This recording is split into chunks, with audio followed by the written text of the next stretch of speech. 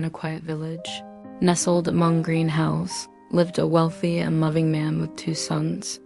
His fields were full, his servants were many, and his heart was kind. But the younger son, though surrounded by blessings, was restless. He often sat under the tree near the edge of the land, staring into the distance.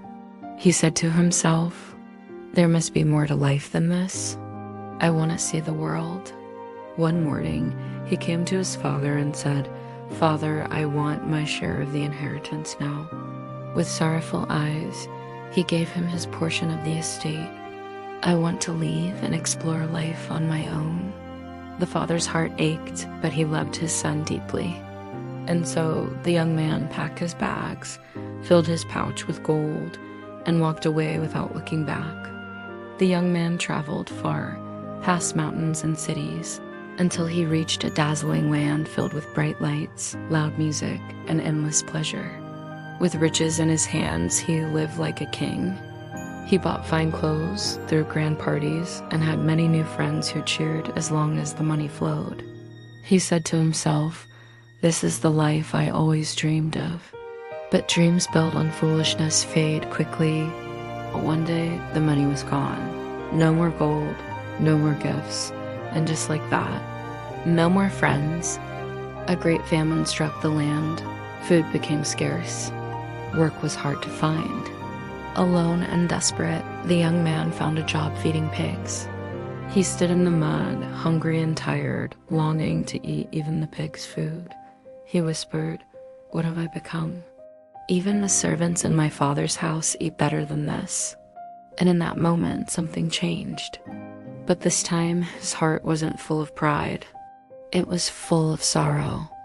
Tears filled his eyes as he looked to the horizon, the same way he once looked toward the world.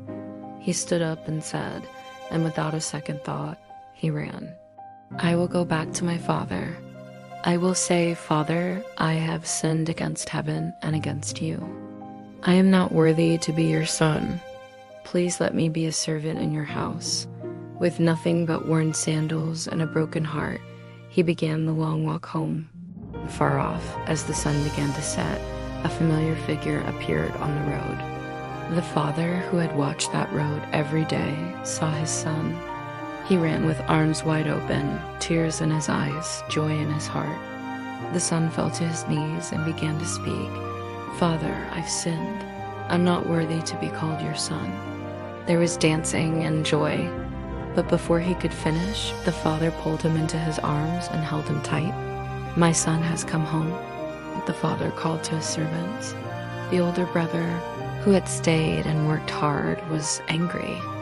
"Bring the best robe, put a ring on his finger, kill the fattened calf. We will feast and celebrate.